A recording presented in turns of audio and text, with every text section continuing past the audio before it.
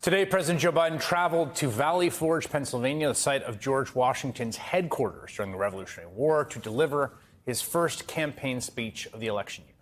The president laid out the stakes of the upcoming battle, the framed as a fight for our democracy, and he invoked the violent attack on our country led by the ex-president 3 years ago tomorrow. Trump's mob wasn't a peaceful protest. It was a violent assault. They were insurrectionists, not patriots. They weren't there to uphold the Constitution. They were there to destroy the Constitution. Trump won't do what an American president must do. He refuses to denounce political violence. So hear me clearly. I'll say what Donald Trump won't. Political violence is never, ever acceptable in the United States political system. Never, never, never. It has no place in a democracy, none. Michael Fanone is a former Washington, D.C. Metropolitan Police officer who was brutally attacked while defending the Capitol on January 6th. He's now a council member for Courage for America, a nonprofit fighting extremism in our government. He joins me now. Michael, it's good to see you. How are you doing? I'm doing well. Better than our country is doing, and it's good to see you as well, Chris. You know, I was thinking about you today as I was told that we had you, and I was just thinking about the strangeness and surrealness I feel in watching this event, which, again, I just watched on television but covered and saw, that everyone afterwards sort of understood, I think, basically across all lines of difference in America was horrible.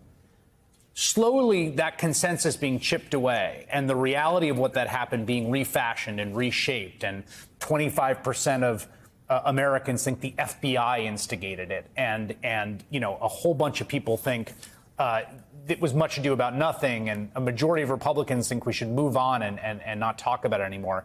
And as someone who is there in the most sort of brutal part of it, just what your experience is to watch that same process happen. I mean, it was frustrating. It's you know, at times it enrages me, you know, to see so many Americans buy into the BS and these conspiracy theories surrounding January 6th. But it also it pisses me off to see Republican lawmakers continue to spread the lies and conspiracy theories regarding January 6th in an attempt to whitewash that day because it's politically inconvenient for them to acknowledge the reality of what happened. You're someone, I think, who I got to imagine, I don't know what your personal politics are or what they were in the past, but I got to imagine that you just have experienced firsthand people who don't think it was a big deal, or do think that it was an FBI con job, or do think it was Antifa. Like, have you had that conversation with the person that you know? You know, here we are 3 years, just to be like, dude, I was there. I am telling you. Like, is that a conversation you have had or had? I've had that conversation countless times.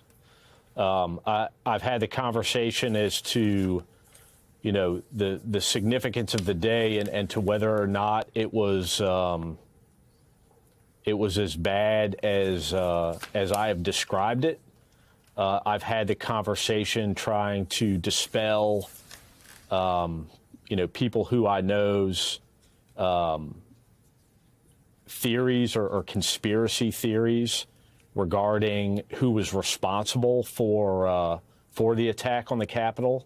I mean, the conversations that I've had have pretty much run the gambit when it comes to, you know, the theories that are have been spread about that day. And I really chalk it up to the fact that you have the Republican Party who continues to spread lies, to support the lies that that inspired thousands of Americans to attack the United States Capitol and to assault law enforcement officers and threaten the lives of members of Congress and their staff. And I also attribute it to the to Democrats, I guess, inability to express anger and outrage and to educate Americans who may not live within, inside the Beltway as to the significance of January 6th and to the threat the former president and his administration and to the Republican Party at this point pose to America and our democracy. I think about, the former president is fundamentally he's a rich guy's son. He got dropped off at prep school in a limousine, literally. And people have had to clean up for him his entire life. And you've seen people have to deal with the stuff that he does time and time again. He's running for president now. Today, in fact, he was telling a crowd of people it was the FBI. I just think about, what it must be like for you to watch him still out there, still saying these things, talking about, in March, he said, let the January 6th prisoners go. They were convicted or awaiting trial based on a giant lie, a radical left con job. To see the degree of impunity he has experienced versus what your experience of the last 3 years have been like. Yeah, it makes my blood boil. We've had conversations, you and I, Chris. I think you can imagine, the emotion that it elicits from myself having experienced the things that I did on that day. For those of you who don't know, I was brutally attacked. I was pulled from the police line. I was beaten. I was struck with a taser. I suffered a heart attack and a traumatic brain injury. And my experience that day is not unique.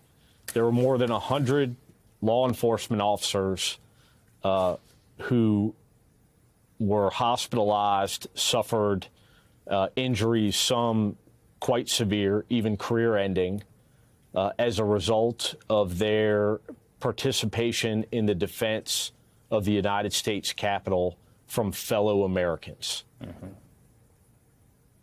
Michael Fanone, it's always great to talk to you, and I just have tremendous admiration for you, and thank you for making time tonight. Appreciate it. Yes, sir. Thank you for having me. All right.